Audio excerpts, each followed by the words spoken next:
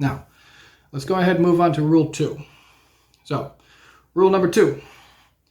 Does it pull insertion to origin in a straight line?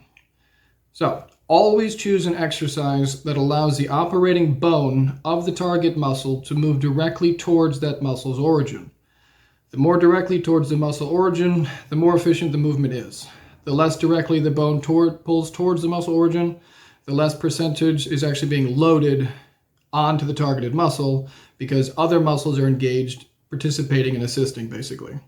So think of it like this. If I gave you a big rope and I tied it to a refrigerator and I told you to pull the refrigerator, you would only be able to pull the refrigerator towards yourself, no other direction. So the shortest pathway between 2 points is a straight line.